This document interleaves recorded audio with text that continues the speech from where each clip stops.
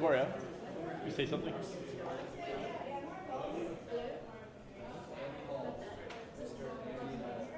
There's like a 10-second delay. Yeah, there's a. I just heard Rachel say she's getting it.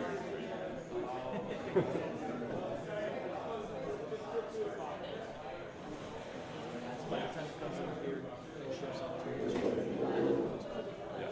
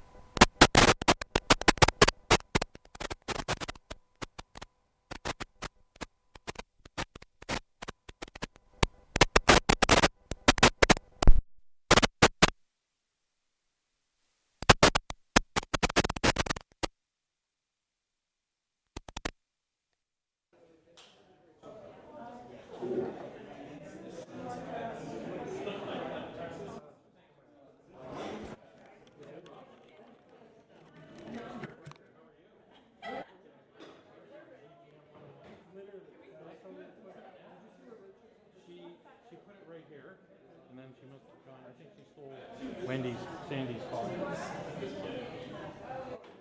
grab another chair. Sure.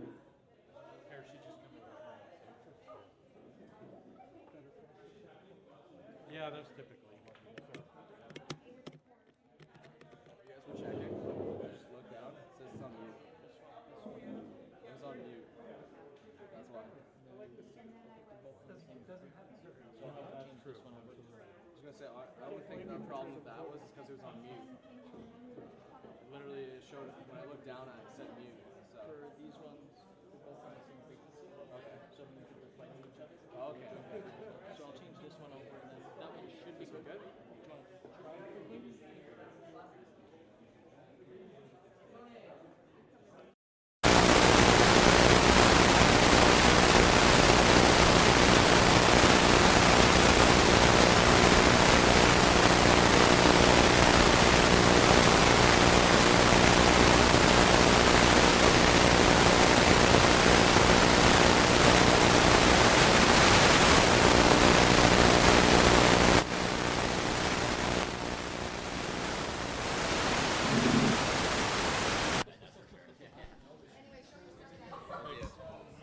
So my job's to move the mic. We do like a just want to go out there every day and get 110%, just me and the boys, and try to do right, yeah. Nah, have you seen who was it? Like Milky Cabrera? I have an interview with him. It was like 2 years ago at least. And he's just saying, he's like, oh, do it for the freaking good. Like, just kept bringing him back to. Have you heard that his interviews? Yeah, she's The guy Casey Cameron. Oh yeah. So like just watch all the time. We gotta do like a survey of who paid like you got. The reason was he had two mics on the same frequency, so they're fighting each other. And also because it was on mute.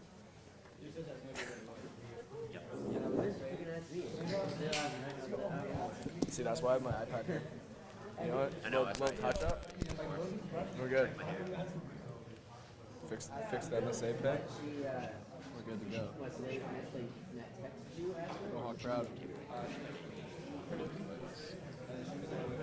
Too many emails.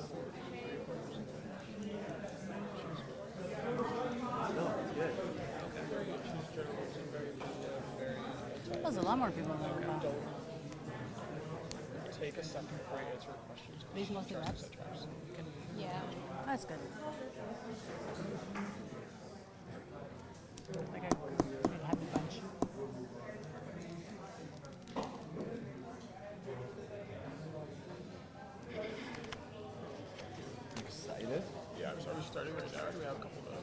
Yeah, a couple minutes. Couple minutes? Couple minutes. We're just gonna let like the last people register. Yeah, I've got time to go say hi to one more person. Yes, you do. Yes, you do, Mr. President. You always have time. We'll make time for you. Indeed, we do, Mr. They President. all see You do, you when they Mr. sit President. down. They'll see this. Senor Presidente. Senor Presidente. Go make your rounds.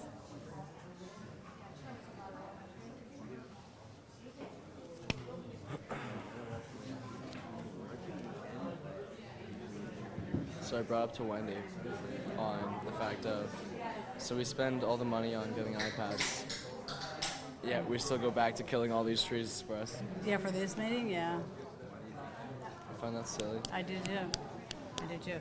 I don't know if it's because of optics where they don't want everybody to look like we do with life, but I'm pretty sure that's the reason. That's the reason. That's the reason. Yeah. Is Wendy said, she's like, Not that I hadn't read it yet, but in the past, board members haven't brought their iPads to this meeting. She said, like, it's fine, you can. Yeah. But, yeah, it's to show the students, Yeah. not that we give them all iPads. Yeah. Very well.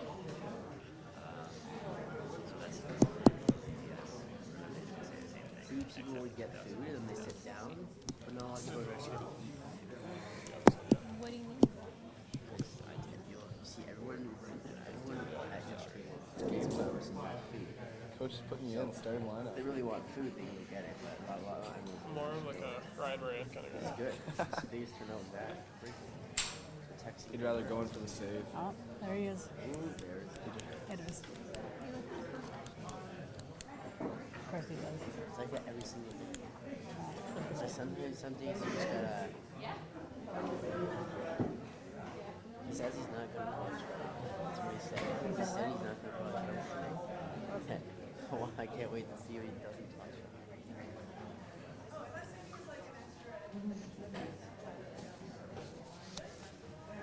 Like, no one really cares. That's because they kept those tables.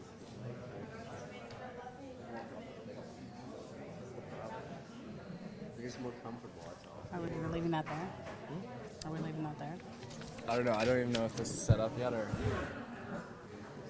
we don't know even how well the sensitivity is on this.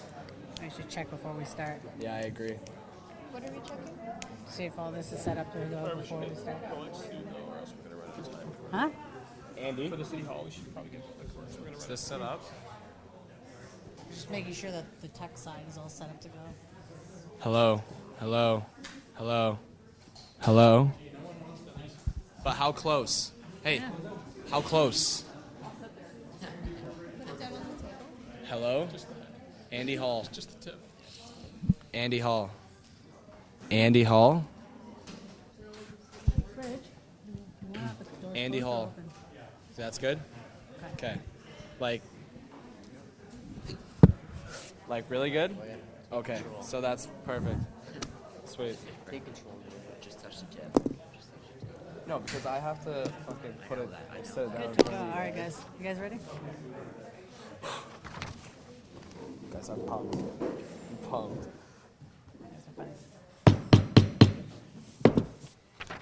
All right, good afternoon. I'd like to call this meeting to order for the annual general meeting at 12:06, Wednesday, October 7th, in the McCases Lounge. I'd like to thank everyone for attending the AGM. I'd also like to thank the college representatives here today. We have Troy Heath, who's the Chief Business Development and Auxiliary Services.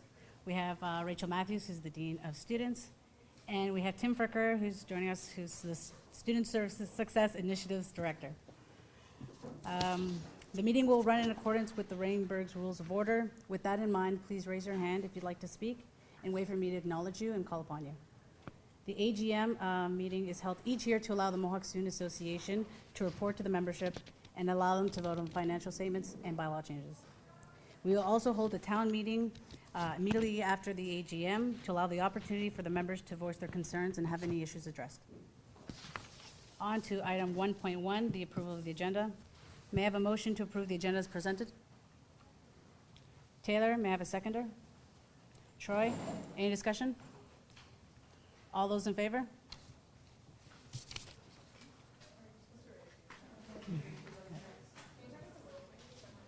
Yeah, so at this point, when I ask for a motion, you may raise your ticket hand with your single vote. Any against? Any abstentions? Motion is carried. Acknowledgement of the AGM attendees. At this time, I'm going to ask the board to introduce themselves. So we start with Kyle. So just to start, I'm Kyle Datsky, and I'm the Vice President of Finance. I'm Luke Bayless, and I'm the president. I'm Troy Anstedt, and I'm VP of Marketing Communications. Gloria Montes, I'm the speaker. Caitlin Davidson, Tech Director. Logan James, Vice President Fennel. Taylor Cos, Business Director. Samantha Weaver, Media Director. At this time, Wendy, how many members do we have present? We have 28 members present in person, so a 50% majority requires 50 votes. Thank you. So just to reiterate, during the motions, if you are approving it, you vote up for your hand when I call so. Also, if you're against, you'll vote up with your hand up. And any abstentions, if you're not clear of the information or you wish not to vote, that you'd also raise up your hand then. On to item 2, the approval of the minutes. The minutes of the last meeting were made available. Any amendments to be made at this time? Seeing none, may I have a motion to approve the annual general meeting minutes dated October 8th, 2014? Kyle, may I have a seconder? Alex? Any discussion? All those in favor? Any against? Any abstentions? Motion is carried. Item 3, business arising from the minutes. Is there any business arising from the minutes of the 2014 AGM general meeting? Seeing none, we'll move on to item 4, the president's report. For that, we have Luke. Thank you. As the elected representative of all Mohawk College students, I've been blessed with the opportunity to serve on your behalf. I want to take this opportunity to thank you for being with us today. The Mohawk Students Association Board of Directors and staff have worked extremely hard to enhance the students' college experience through leadership, support, and advocacy. The following report will outline and highlight the achievements of the past year. Start with the service update. The services provided by the MSA have once again been well utilized. I'm just going to highlight a few of the numbers. Legal counseling, 325 uses. Equipment loans, 1,847. Food bank visits, 875, and emergency loans, 446. Over the past year, the MCASIS and MSA had a merger, and I'm just going to walk you through how that took place. In September 2013, the VP of Student Services issued a white paper on the student governance to the MSA and MCASIS to review current structure, mandate, and services.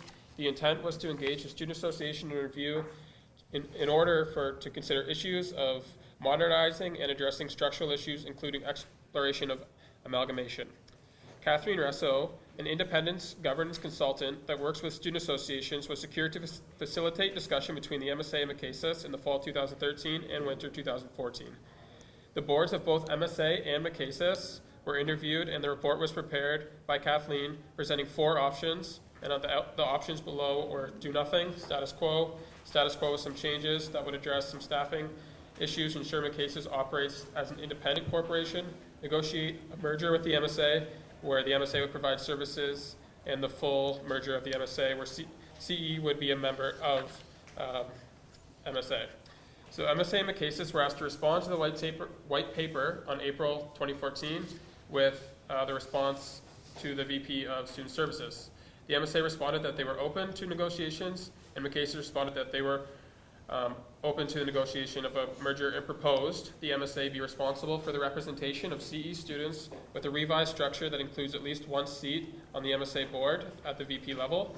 MSA would be responsible for advocacy of CE issues, and the ancillary fee would be split between the college and the MSA based on that above. The negotiations occurred in the summer of 2014, and the merger was completed on May 1st, 2015. Over the past year, we overwent a strat plan. We changed our mission statement, we added some goals, and we decided to keep our values the same, as we thought that they were consistent and very strong. Also during the past year, the Vice President of Athletics was a position that was formerly on the board. That position was removed based on the fact that athletics was already well represented by SAC, and the position does not represent any specific academic group. And what that means is that anyone who is an athlete is already represented based on the program they're in by one of the board members. So that's just the breakdown of that. Campus Tech Repair was closed indefinitely. Campus Tech Repair was losing too much money to be considered a business, and it wasn't getting enough usage to be considered a service. The MSA does see Campus Tech Repair somewhere in the future, and it'll always be conversation around that. It's just about finding a potential better location and fit.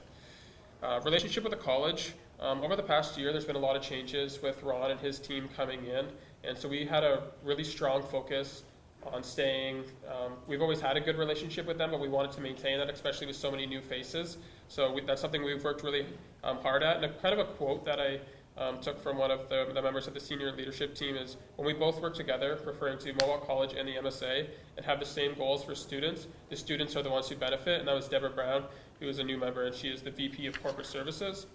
So I just thought that was a really unique quote that kind of capturizes how strong the relationship is, and that we're both working together to ensure that students have the best experience while they're here. Office renovation. We had approved a project to redo the entrance to our office. Few reasons for that. The main one being that we really want to address the issue of where is the MSA.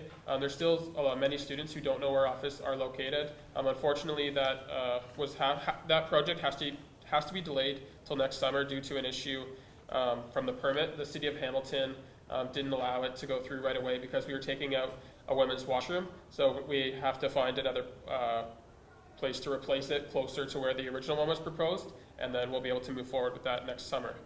A better health plan. We were able to increase your guys' health plan in 3 areas, increasing from paramedical from 20 to 25 per visit and 300 to 400 for the yearly maximum. Vision from 100 to 150 for a 24-month period, and prescription drugs, from 2,500 to 5,000. The best part about that is we didn't actually change the fee there. Because of how that works in the reserves, we were actually able to provide all those services without charging you guys anything more. The investment policy. The MSA changed its investment policy for the purpose of providing safety through diversification. The change allows for mutual funds and ETFs to be purchased in the new investment policy. School rep system. I see many of the school reps here today, so thank you guys for coming out. We've totally revamped that system that includes the new handbook, and the big focus has been on retention and really providing a value for you guys. So not only just the meetings and the food like that, but partnering with alumni to give you guys events that really focus on your guys' development. So we're looking forward to working on you guys with that, getting your feedback, and doing everything we can to make that a success. Over the past year, the CCA sponsorship, the MSA was one of the largest sponsors alongside Bud's BMW for the CCA men's basketball tournament. Unfortunately, the team didn't end up winning, but it was still a great, successful event. We were able to showcase the D-Bark, which is a world-class facility, and bring in some world-class athletes. The CAP pension plan. The MSA has attracted some of the best staff in the industry, and I'm not just saying that because they're in the room today. We truly have one of the greatest staff. I was able to attend a conference and meet staff from the other organizations, and nothing against them, but just the team we have is incredible. So one thing we wanted to do is really focus on how we could keep them here. So we added a pension plan, as many of you guys know. All the professors and stuff have that. So it's something very similar to that we're able to provide that, so we can focus on keeping that elite team that we've been able to get over the years. The Stony Creek donation, the MSA donated $500,000 to the renewal of the Stony Creek campus. That was huge. It was kind of the first major donation we've made to a satellite campus, and if anyone's been there and seen the difference, it's drastic and it's incredible. Definitely money well spent, and the students there are loving every bit of it. Catering. This is one of my favorite things because what we're able to do with catering now is we're bringing in outside dollars, so money that is not being spent by students, and all the profit goes back to you guys. So this is money that is coming in from outside of the college and then being put into our bottom line, which gets passed on to you guys. So it's just a great way for us. That's one of the ways we've been able to keep our fees the same for so many years in a row, as Kyle will touch on later. The residence study lounge. The MSA donated $25,000 for a study lounge that's in the residence. It's the only 24/7 place that's open for studying on campus, so it's the first of its kind. It's very unique and very well used, and the students have treated it with respect. There hasn't been any damage or anything like that, so the 24 hours seems to be working there, which is awesome. Bylaw changes, I'll go through in a little bit more detail and answer any questions about those ahead in a little bit, and the year ahead. So looking ahead, we're doing our first ever capital plan, which I can answer questions on later. And the MSA is also partnering with the college. We want to really become a lot more community focused, volunteer focused, and this includes creating those community partnerships that help benefit students and the community all at once. So our mission is to enhance all students' college experience through leadership, support, and advocacy, and I have the pleasure every single day of watching this team and our staff live up to that. That's a very bold statement and not easy to do, but I'm very happy to announce to you guys that with all assurance that it is being done to the absolute best of our ability, and thank you guys for your time, and that's it for my update. Are there any questions for Luke at this time? Could you please state your name? My name is Shane Bose. I actually have a question because okay, I speaking in public. Sorry, just give me a second. No problem. You were saying that there's a 24-hour study area. Yes. Where is this, and can I use it even though I'm not in residence? I will refer that to Troy, just because I'm not 100% sure. Unless you're signed in as a guest of somebody in the residence, it's only accessible to resident students. Okay. Based on the fact that we have a security barrier to control access to the building. Okay. Thanks. Liz? Could you stand up? No, you don't have to. I'll stand. So in that case, if it's not accessible to all of the students from full-time membership in the MSA, wouldn't that be an expense to college as opposed to on part of the MSA? Like, why is the MSA investing in infrastructure? So it's not that, they're a big part of our students and they're here all the time, they live close to the campus, so we're definitely wanting to create that connection. It's the first kind of donation we've ever done like that. In terms of 24-hour study space on the federal campus and then the other satellite campus, I definitely think it's something worth exploring, and nothing's in the works yet, but I'll definitely look forward to doing that in the future. It's not the students. It's not ours, but we're allowed to, or we can work with the college and give a strong recommendation. Any more questions? On to item 5, the bylaw changes. For that, we have Luke again. So during the year, it was determined that the board, led by Maxwell Brown, last year's president, and the staff, we're going to review all the bylaws. The last time they were reviewed was 1996. So since that time, there have been many updates and changes, but never like a full overhaul. What kind of really spurred it was the new Non-for-Profit Act and the challenges and stuff that was being considered there. So we solicited the help of Simon Weigel, a local law firm that actually did the review in 1996. And Christina Highland worked with us over the last month to rebuild our bylaws so they're easier to read and understand. They were very complex before. And we removed many items from the bylaws and I converted them into policies, which gives us as the board a lot more flexibility so we don't, every AGM aren't constantly having to be a year behind with everything. But our policies and bylaws have been known as industry standard. There's many other student associations that have actually copied ours and used ours, so we are true leaders in that. So it's definitely something that our staff take a lot of pride in, and we definitely support them with that. So rather going through line by line through the whole thing, I want to leave some time for the town hall, but I wanted to open it up for questions now if there was any specific questions. Liz? I was wondering about section 5.02. I tried to ask Richard about this, but I'm really confused as to what the forum, which is the amount of people you need in the meeting in order to reach a ability to make a motion. What was it coming from before, and why would it change to 50% in which meetings it is actually bylaw change? I'll defer that to Rich.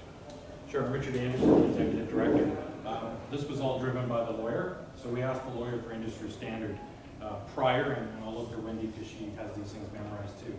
Prior, we required 2/3 to conduct a meeting, and I'll be honest, we never had issues reaching that. She recommended that it just be moved to 50%. So it means that if 50% of these directors appear for a meeting, we can conduct that meeting. So it was more a standard issue that they raised that's legally acceptable practice. So we certainly had no issues with the 2/3 prior, but that was recommended by the lawyer. And you mentioned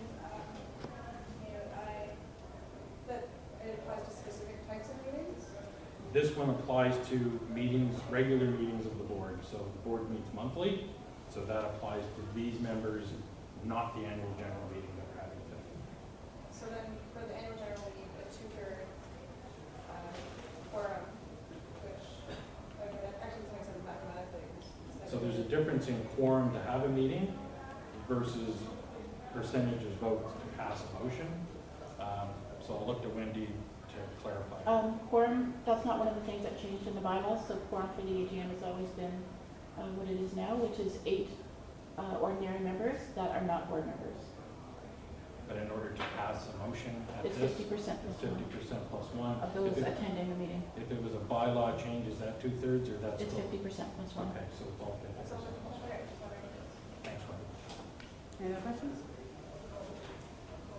As there is none, may I have a motion to approve the bylaw changes as outlined? Luke, may I have a seconder? Caitlin, any discussion? All those in favor? Any against? Any abstentions? Motion carries.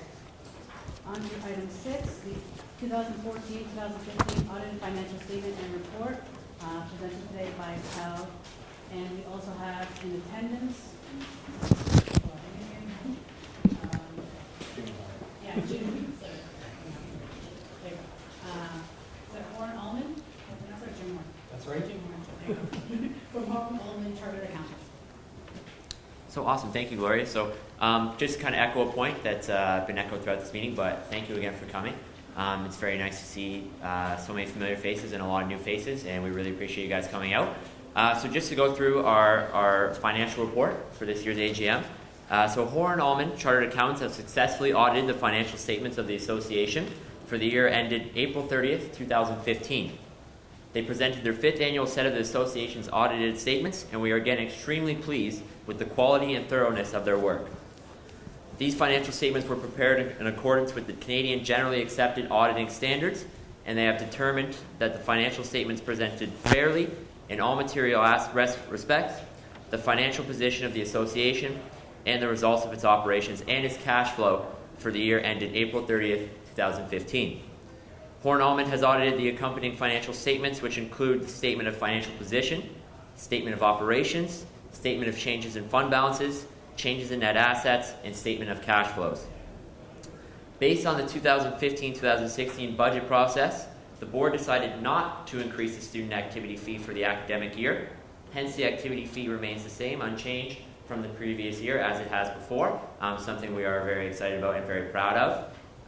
This year's audit has confirmed a net income of $176,060 and an increase in the operating fund of $271,000 and a decrease to the capital fund of $94,000.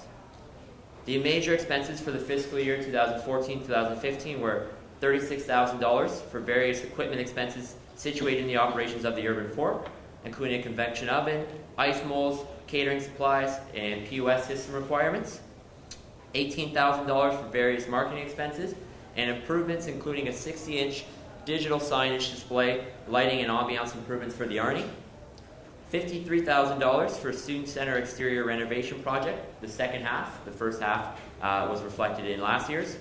$17,000 to significant improvements to basement storage area in order to maximize usage of space for MSA operations, and $10,000 for computer requirements in various departments. So the association's final position or financial position continues to be strong, with cash and investments totaling just over $3.5 million as of April 30th, 2015. So with that in mind, I would like to put forward a motion to appoint the Horn Allman Chartered Accountants as the 2015-2016 auditors. Do I have a seconder? Go ahead, Taylor. Any discussion? All those in favor? Any against? Any abstentions? The motion is carried. On to item 8 now, the adjournment. Madam Speaker, Oh, yeah. members didn't get a chance to ask questions Oh. about budget if they had any. So, yeah, Sorry, my apologies. Does anyone have any questions? Liz? I was wondering what the difference between the total cash and investments from last year's report to this year's. Like, it's a big difference between 2.6 Absolutely. So, and 3.5, and that in that it becomes like 176. Like, I don't understand that. so the biggest reason there was the change we had with some of our improvements. So, for example, with the construction that we had planned for the MSA, that didn't end up happening. So not only were those expenses not incurred, but also the amortization of those expenses were incurred. So with that in mind, that's why there's such a reflected difference. It's almost $1 million. Yeah, it's a big project. Any other questions? With that said, we're going to move, may I have a motion to adjourn the annual general meeting? Troy, may I have a seconder? Liz? Any discussion? All those in favor? Any against? Any abstentions? Motion is carried. Meeting is closed at 12:29. So now we're going to move into the town hall portion. This is where you have your opportunity to voice any concerns you have. All I ask is for you just to raise your hand, and I'll ask you just to identify yourself, just so we can make record of it. Would anyone like to begin?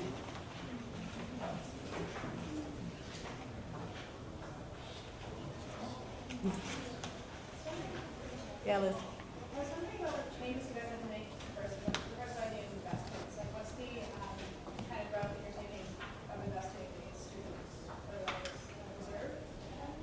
Yeah, okay, so this is what I went to school for. So this was last year when I was VP Finance. It was one of the things I really wanted to accomplish. So it's about providing safety through diversification. So if the market is taking off and you don't have inflation is really picking up and you're stuck in all guaranteed investments, even though your dollars may be slightly growing, your purchasing power is going down. So it's a very small percentage. It's less than 10% is the maximum that is allowed to be in that. And even in those mutual funds and ETFs, they still have to be considered safe. Like, so blue chip or large cap are the terms, which refers to large. There's no risky investments, I guess, is how to answer that without getting too technical. Is no, or the changes to remove more risk? So there's more risk than there was, but there's low risk at equity funds. And, yes. All right, so it's not the types of investment, like what kind of limitations actually would change, just like the risk factor or like the types of? The types. Before there was no equities allowed, and equities, that means stocks. We're not talking about individual stocks, we're talking about mutual funds. So a pool of blue chip stocks, so the biggest companies in the world. So it is, again, it's that 10%. It's just that it's that protecting yourself through diversification. Do the students have a say in what kind of investments the MSA makes, or is that just supposed to be part of the? So we have the policy, but it's actually we have an advisor through the bank we work with that no, we're not sitting here making investment choices.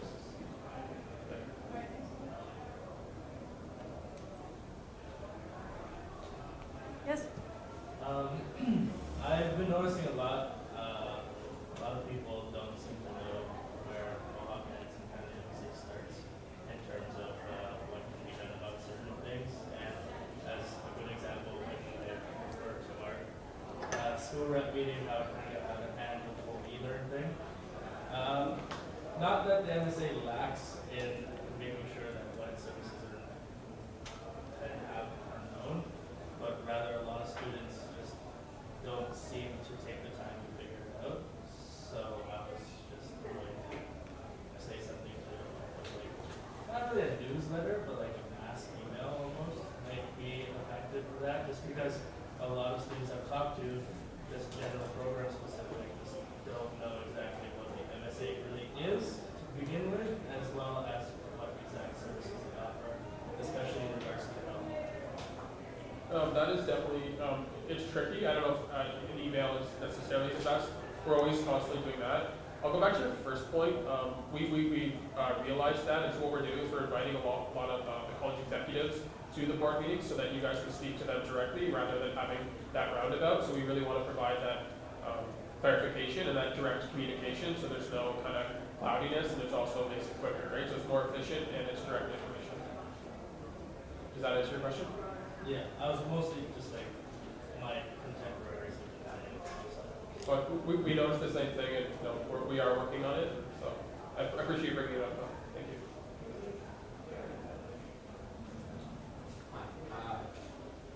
I've had a few issues in the past year of me attending Mohawk in regard of myself having to wait for OSAP and things like that. I have no issue being dependent on it. It really helps me and allows me to continue my education here, which I really enjoy. However, I don't receive OSAP until roughly a month into the beginning of my semester. So I still haven't received mine yet. Last year, I was in a marketing program, which is fairly general business for the first semester. I have a lot of textbooks that I need to purchase in order to continue my education. Without OSAP, I can't purchase my textbooks. And I understand that there is an MSA loan that I can take out for about $50. However, that does not necessarily cover the entirety of my textbook fee if I have 5 or 6 different ones, which may not have a separate code that I also need to input in order to continue part of my education online. I was wondering, is there anything that could be done to maybe supplement the need for so many different textbooks in some general programs? I've since switched to advertising. I'm not really concerned about it. I have one textbook, which it was $40. So it doesn't really affect me all that much. However, for some students that may need to pay up to $300 in total for all of their textbooks for the semester and are dependent on OSAP and cannot buy it in the first semester, we're talking about assignments and tests that they could not study for because the materials were not available to them. What could be done for students in a situation like that? Well, it's from the MSA side, it's $150 is the emergency loan. From the curriculum and stuff, I'm going to have to pass that off to the college. We don't decide that. Okay. I was just curious if there was anything that could be done on behalf of the MSA to sort of tell students what they could do in a situation like that. Because the biggest issue for myself was I didn't really know where to go. I didn't really know who the MSA was at the time because I was a brand new student. In the past year, I've got to know some of the people. But at the very beginning, when I was starting out, I didn't have my textbooks until a month and a half in. So I was lost in the package guidance.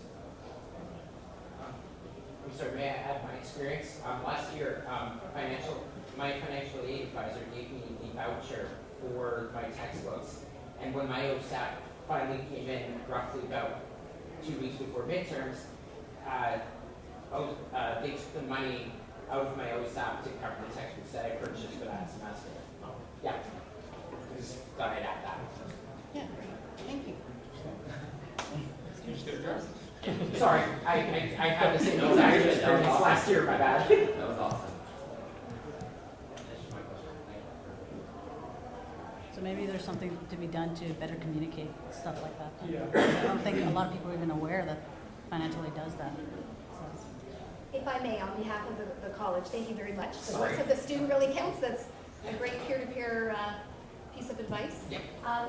OSAP is so individual that I can't speak to your specific circumstance, obviously. That being said, I just want to reinforce the college is really committed to student success, and if something early on in your semester is a barrier to that, there are support folks who can, start to connect all the pieces for you. That's a good example of the kind of thing that the Financial Assistance Office can do if you're already in the queue for OSAP.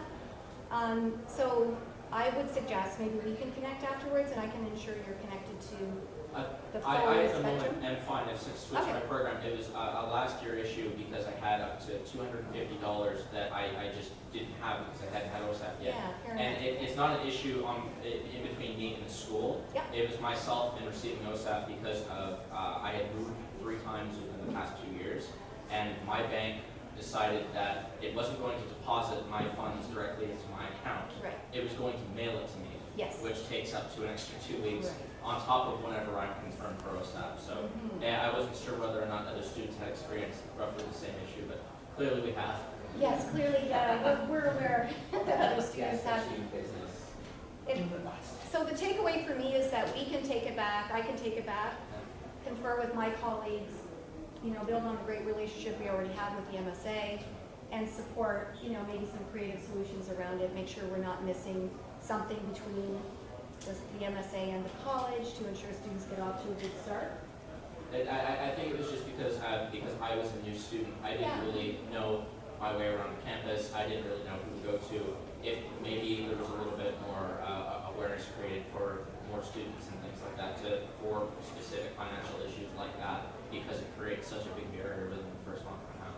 Yes, and I've taken that point back too about the communication piece and awareness piece, so thank you for that. And it might be of interest for folks to know that the college is working on its next new student success plan, and it does include a whole piece on a financial literacy strategy.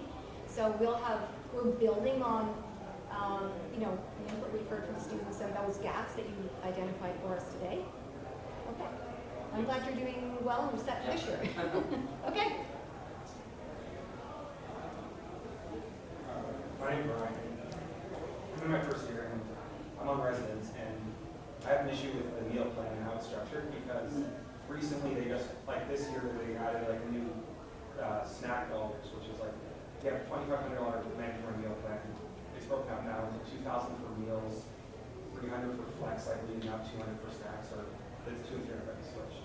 But it now limits what we can eat dramatically because the only thing that's open after 7 on the weekdays is Mo's.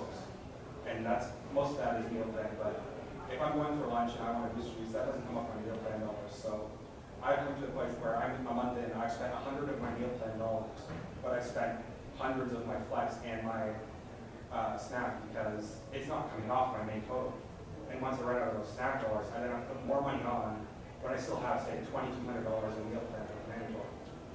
So I'm to the point where I'm trying to force myself to buy better meals, but it's not necessarily what I want. And I'm kind of in a situation where there's nothing I can do about it. I don't know. Well, I'm glad you're enjoying our food, clearly. In terms of that question, again, that's the college that dictates that. We're fortunate they allow us some of the flex dollars, and we're obviously always open to more. It's a tricky subject with the partnership there, but I'll let Troy answer the question there. So up until last year, the $2,500 was strictly used on campus at the Chartwell's Food Services, which is our contractual food services agreement. Based on student feedback over the first 2 years of the meal plan, we allowed $500 of that to be segregated for use at the MSA, off-campus vendors like Domino's Pizza, Pita Pit, etc. The challenge we run into is, according to Canadian Revenue Agency, we can't allow more of that money to come out of the meal plan because then it would be taxable. So the advantage of the meal plan right now is that $2,000 you spend is tax-free.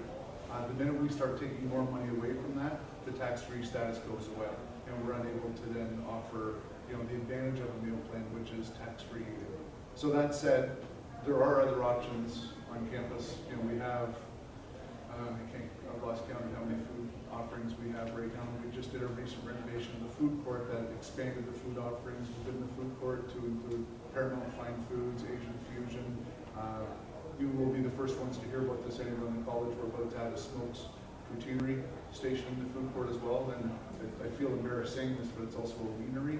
I'm not sure what that is, but we have one of those coming, whatever it is. And that'll be in the next couple of months. But if you have specific concerns about what food is or isn't available, come see me. I'll give you one of my cards, and we can talk about. I think a lot of students just don't realize the breadth of selection we have available, and it's just a question of, you know, educating everybody on what is available. There's also the fact that I don't know what comes off. Like if I go to somewhere and I try to order, say if I just order a sandwich, but I don't want a drink, I don't want alcohol, that could come off as a snack depending where I go. And it kind of...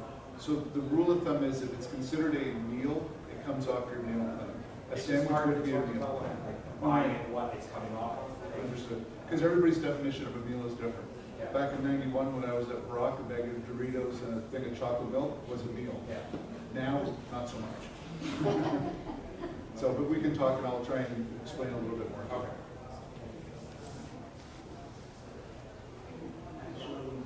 My question, my question is more more like commuting.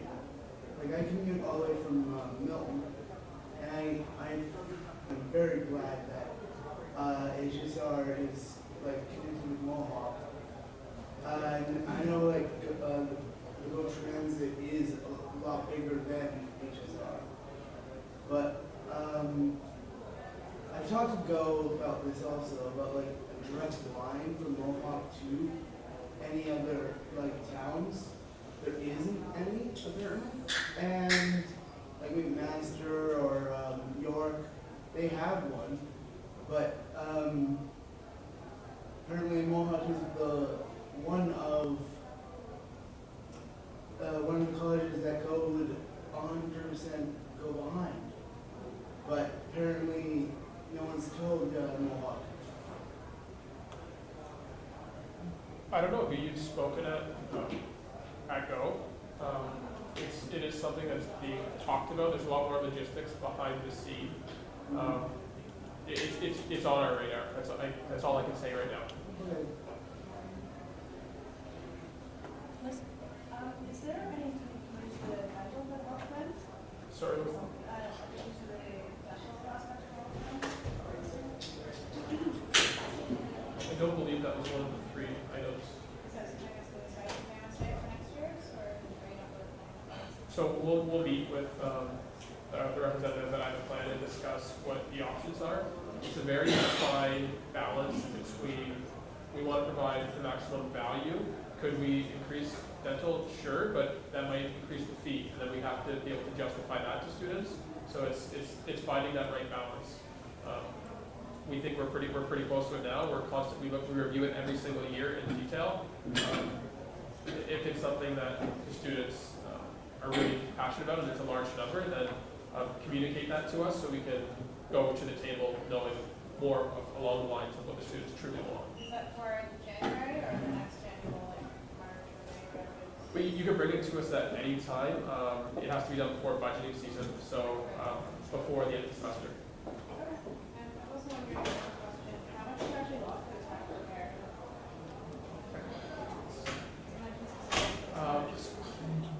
It's hard to give an actual number because the manager's wage. He also did all of our networks as well. So it's, to replace that position, there would be a cost incurred there. So in terms of an actual number, there isn't one. Like, did you get what I'm trying to say? Any estimations? Like I'd say 30 is, but again, it totally depends on how you look at that wage. So it's Yeah, Edwards? Hello. The question is about the election.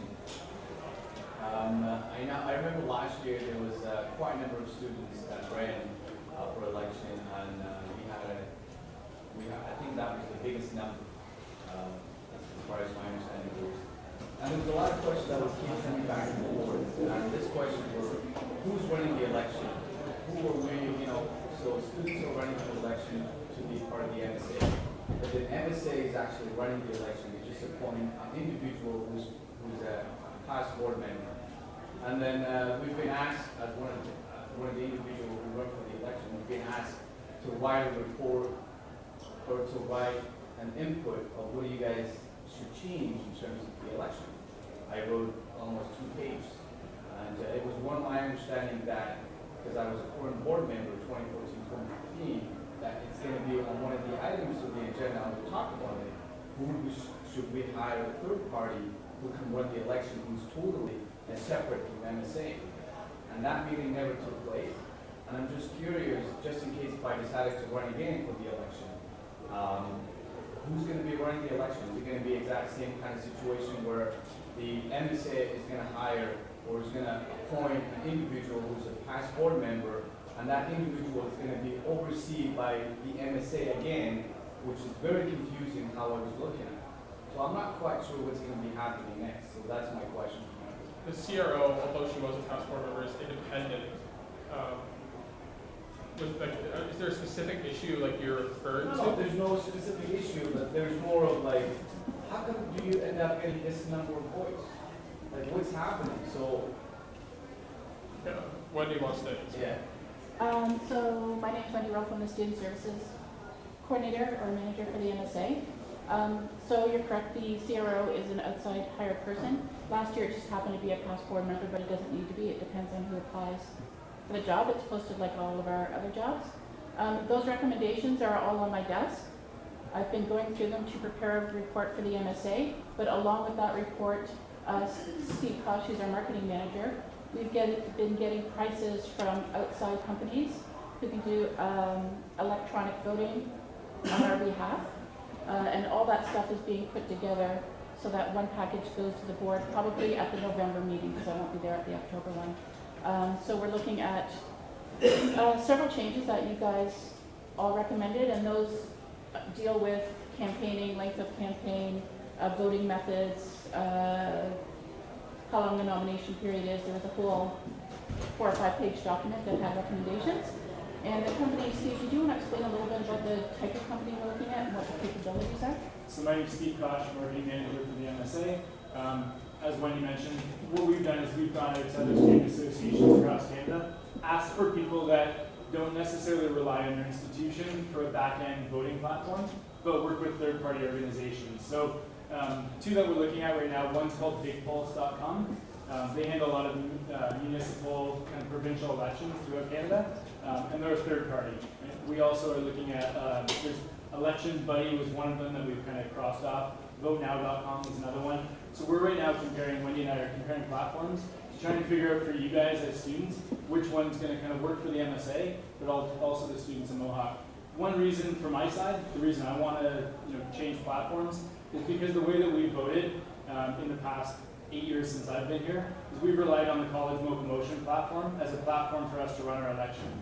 Me personally, last year I said to Wendy, from a marketing side, we're going to throw everything we have at this election last year to basically show you it's not our marketing tactics and us getting out there and people not knowing when to vote or where to vote. To me, it's the methodology of how they vote. So right now you've had to log on to Motion. Half of you probably don't understand or know your password. Once you log on, you have to find the election tab. Once you found the election tab, you have to go in and vote for president. Back out of that survey, go into another one for VP Fennel, another one for the director of your program, right? So we want to get rid of all those barriers and go directly to your email. So what we're looking at right now is for the college we're working with the college to get the email list of all the student members of Mohawk, and then hopefully for February, what you guys would see is when we start the voting period, you would get a link sent right to your Mohawk College email. You click on that link, there's a unique key that you put in, which is basically the verification that you're a full-time student. The authentication is the fact that it's in your email box, right? You click on that, do the voting on one page. So basically your president, pictures there, platforms there, voting buttons are there, links to videos are there. Vote for president, on to the next page you go, vote for VP panel and so on. And then that election's done after the 8 pages, you've now voted. So we're looking to take out a lot of those barriers that right now we're unable to do through the platform that we use and hopefully make it streamlined for you guys. With that, we should see voter turnout increase. Because again, from a marketing side, we basically threw everything we had at it last year and still ended up, I think we're around that 8% mark, which to me, I can't stand. It drives me crazy. So. We're definitely not the worst, but we're not anywhere near the best. There are schools that have 3 and 4% voter turnout, so we're not there, but we have lots of ways to improve it. We're definitely working hard behind the scenes. Obviously, you guys don't get to see what we do every day, but those recommendations we're taking to heart, and we are working hard to overcome those barriers. No, I do see and I appreciate it because I was part of the MSA. I know a lot of you guys have done just an amazing job. I respect all the board of directors sitting right in front of us. There is a lot of different things that this organization is doing for the students here, but always there's room for improvement. And whenever we stand up to ask questions for clarifications, we just need the best for the organization, and that's about it. There's nothing else in between. And when is this going to be effective again? So we're actually, I literally have the 3 tabs open on my computer right now. Okay. So Wendy and I are working hard to try and get it to the October board meeting. As Wendy mentioned, she's not here. It'll likely go to November. I would be disappointed myself personally if in February we didn't change the way we do the voting piece. So there's a cost associated with that type of third-party platform too. So we need the board to be supportive of not only the changes to the election process, but the cost associated with going outside.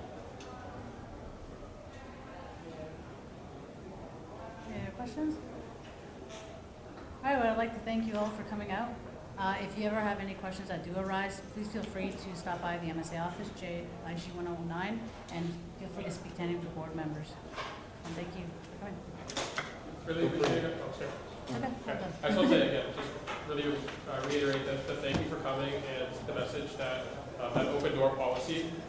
We do our best to advocate. We can only advocate what we know about. We do our best to get that information through various sources, whether that be social media, email, direct contact. Come to us with anything you have, and it's taken seriously. Everything always doesn't come to front right away, as the interesting example there with the election. No one knows about that, but then you see what we're doing behind the scenes. Come get updates. We want to be as transparent as possible. We want to do everything we can for the students. We work as hard as we can for you guys, and it's the best job in the world, so thank you guys, and that's all I got. Luke, any predictions on the Jays Ranger series? Jays are losing. I'm not gonna You know, we got a record for that, sir. Jays are losing.